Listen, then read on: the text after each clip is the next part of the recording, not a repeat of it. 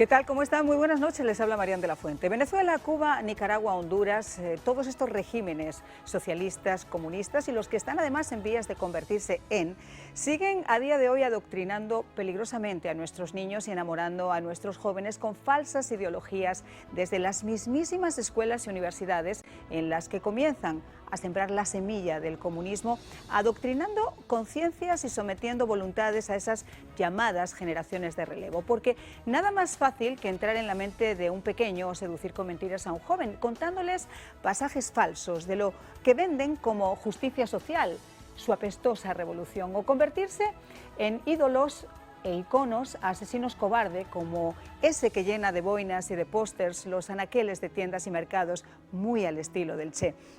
Pero que ocurra esto en pleno siglo XXI, en regímenes declarados comunistas, socialistas, de probada criminalidad, ya es un pecado. Pero que forme parte de una agenda extremadamente estudiada, financiada e impulsada desde foros socialistas como el de Davos, el de Puebla o el de Brasil, sin que abramos los ojos y tratemos de combatirlo protegiendo a nuestros hijos de estas intoxicaciones en su formación académica y moral, es realmente preocupante.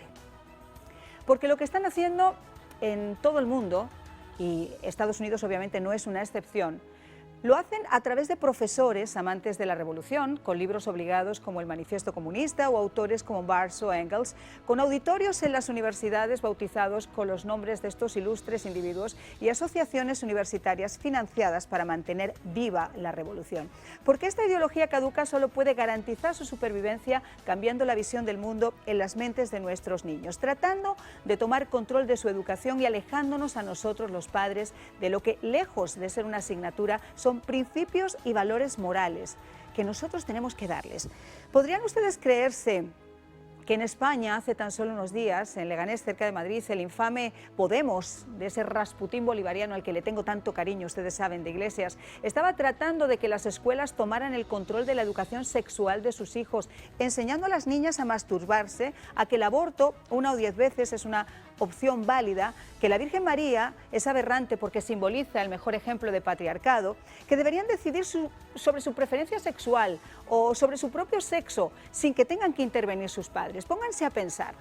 Alejemos a los niños de Dios, de la Virgen o de la religión, porque acuérdense que eso es el opio del pueblo y además, pues alejémoslos de sus padres, que son las bases y columna donde cualquier persona se refugia cuando se siente perdido.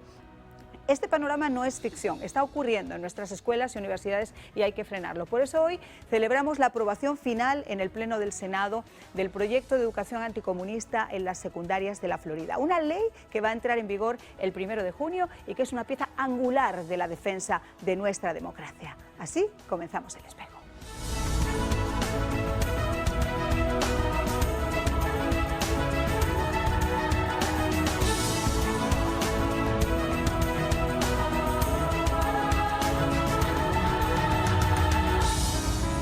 Bueno, pues nuestro espejo esta noche tiene un brillo especial porque tenemos dos invitados de excepción a los que además aprecio muchísimo personalmente. Está Ana María Rodríguez, senadora estatal de la Florida y una de las grandes impulsoras abanderadas de este proyecto de ley. Muchísimas gracias, Ana María, por acompañarnos. Gracias, Marian, por invitarme. Y tenemos a otro querido amigo, Benjamín de Jure, presidente de Teaching Anti-Communism in America, del profesor. Van a enseñarnos anticomunismo en las escuelas de las Américas. Y este señor que está acá, que lo vamos a hablar después, fue el impulsor a través de una columna en un diario de lo que ha dado pie todo esto. Pero vamos a comenzar con Ana María, porque obviamente, como yo decía, ella ha sido una de las grandes abanderadas de este proyecto. Además, ha sido una de las abanderadas del día 7 de noviembre, que se celebra el Día de las Víctimas del comunismo. ¿En qué consiste esta ley? ¿De qué estamos hablando, Ana María? Bueno, Marian, el proyecto de ley que pasamos en la Cámara Plena del Senado esta semana tiene que ver con la educación cívica y lo que es enseñarle a los niños la diferencia entre el gobierno americano, la democracia, y lo que es los gobiernos totalitarios, empezando con el comunismo y bueno, usando diferentes ejemplos de gobiernos que han fracasado dentro de este ámbito, hablando de Cuba, Venezuela, Rusia, etcétera. Y para que los niños aprendan cuáles son los peligros del comunismo. Y realmente me siento muy orgullosa de haberlo pasado en el Senado, y mi colega Ardian Sika, el representante estatal, fue el que lo patrocinó en la Cámara de Representantes. Qué bueno, y esto es obviamente algo que tenemos que celebrar todos los padres, porque cuando uno mira a nuestro alrededor, Ana María, uno piensa que vive en una especie de burbuja, pero cuando sacas un poco la vista y te das cuenta, como yo decía, que en los colegios los auditorios tienen nombres de Engels o de Marx, o que los profesores son muy amigos de la revolución y empiezan a enamorar a nuestros hijos, y que de repente empieza ese alejamiento entre la familia y entre la iglesia, estamos hablando de algo que realmente tiene que ser impulsado por leyes como la que habéis impuesto vosotros, ¿no? La protección de la familia ante todo, y que los padres puedan seguir teniendo control sobre sus hijos. Así es, Marian.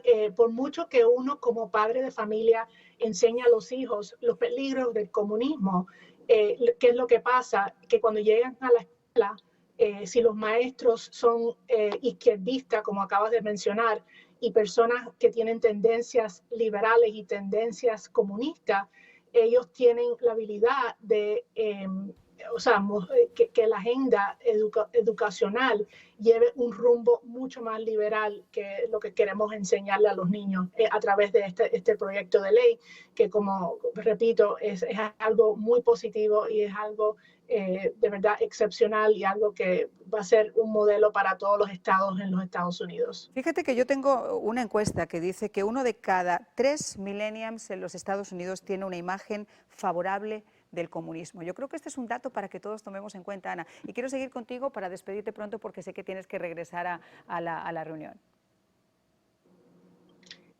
Sí, Marian, es increíble la cantidad de personas, o sea, que han pedido este tipo de proyecto de ley, empezando con tu otro invitado, Benjamín de Yurre, que me ha apoyado muchísimo a través de su organización. Y hasta en Washington hay una organización que se llama Victims of Communism, que han venido a Tallahassee para abogar por este proyecto de ley. Así que esto es algo que realmente yo sé que va a ser un éxito total, y yo sé que cuando ya esté implementado va a tener reverberaciones no solamente en la Florida, pero en todos los Estados Unidos, y yo creo que va a ser algo que va a cambiar el rumbo de las futuras generaciones con respecto a sus ideologías y su romanticismo con el socialismo y con el comunismo. Muchísimas gracias, Ana María, no te robamos más tiempo, ha sido un placer tenerte como siempre con nosotros. Y nosotros nos vamos a quedar en el estudio con Benjamín, porque este dato que yo estaba dando, 1 de cada 3 millennials tienen una visión favorable del comunismo. Y eso está ocurriendo aquí en los Estados Unidos. ¿Qué importancia es enseñarles desde la escuela lo que verdaderamente es el comunismo? Yo creo que, primero que todo, gracias por la invitación, Marian. Es un honor estar contigo aquí. Un placer. Y en este programa tan visto, con tanta sintonía. Realmente sí, mira, es un problema grandísimo, con un 33% de los millennials, como tú dices. Esas son cifras reales. Ellos ven en lo que es el izquierdismo, lo que es el comunismo, están viendo tal vez una salvación, ¿no? Están viendo como que es algo muy interesante, y hacen una analogía tal vez con los Países Bajos. Estamos hablando de Dinamarca, Noruega, Finlandia, etcétera, ¿no? Creen que son un fenómeno, y cada uno de esos países son monarquías constitucionales. Por supuesto, y no son comunistas, claro no es no. comunismo, pero y tienen sus defectos cada uno de ellos. O sea que no es perfecto, ni mucho menos, ninguna de esas cosas. Y entonces están haciendo una analogía, creen que aquí en los Estados Unidos sucederá algo parecido o similar, y no se dan cuenta que es totalmente y completamente diferente, y no por eso van a estar viendo al Che Guevara como un ídolo, ni a Nikita Khrushchev, ni ninguna de pero estas. uno se pregunta, los millennials tienen muchas más oportunidades que teníamos nosotros, por ejemplo, de asomarse al mundo, de asomarse a través de una computadora, de un libro, de la música, etcétera. ¿Cómo es posible que no se den cuenta, solamente mirando por el reojo de donde estén parados, de lo que son esos regímenes comunistas y la miseria, el hambre, el horror, la sangre que han llevado a cada uno de esos países que algún día confió como ellos? No se dan cuenta porque le empiezan a prometer, sobre todo a la juventud estudiantil, una serie de cosas que son irreales en el mundo comercial y en la vida misma. Por ejemplo, le dicen, no, ustedes no van a pagar sus matrículas universitarias, por ejemplo, ¿no? Y los libros van a salir gratis, simplemente la educación va a ser gratuita por completo, y una serie de promesas que le hacen que a la hora de la verdad pues ni son verdad ni el país la puede resistir en, digamos, en el déficit fiscal que en este momento tiene que estar elevado. Así que eso nos da para otro tema muy sí, particular, muchísimo. porque fíjate que yo ayer estaba viendo los 100 días de Biden y lo que dijo en el Congreso, y la verdad da para hacer un programa completo, porque Sí, uno se pone a pensar, uno de los grandes miedos que nosotros teníamos era que nos acercaran ese socialismo que tanto temíamos, y nos decían, es imposible que exista esa parte de socialismo. Bueno, lo que yo escuché ayer, y me encantaría que alguien me corrigiera, pues yo no soy verdad suprema, se acerca a esa política populista, se acerca a esa política donde, caray, prometer, uno se pregunta, ¿y de dónde va a salir? Exactamente. Nosotros estamos viendo, yo escribí un artículo incluso hace años atrás, donde yo estoy pronosticando el año 2021, tal vez el 2022, como una crisis financiera grande que vamos a tener. ¿Por qué? Porque cuando tú gastas mucho más de lo que produces, inevitablemente esto tiene un techo. Indiscutiblemente nosotros estamos acostumbrados bajo un espíritu deudor que tenemos a siempre subir el techo de la deuda y aumentar cada año el déficit fiscal. Sin embargo, ¿qué es lo que ocurre? Ocurre que, digamos, ahora el presupuesto a partir de octubre nacional se va a empezar a discutir y evidentemente siempre hay discordias, 19 veces se han cerrado el gobierno por ese mismo motivo, porque no están de acuerdo en las cifras de aumentar. Pero, mira, yo lo voy a decir, pues nos tenemos que ir a la pausa, sí. Pero hay un dato curioso. Sí. Si usted va a pagar todo eso, ¿de dónde va a salir? Punto Correcto. Número uno. Y después no va a subir los impuestos, pero sí los va a subir de alguna manera, porque ya la carne está más cara, la leche está más cara, la gasolina está más cara, hay una inflación inmensa y las empresas que ganan más de $400.000 lo que van a hacer es que se van a tener que retirar y entonces la economía va a empezar a hacer así. Pero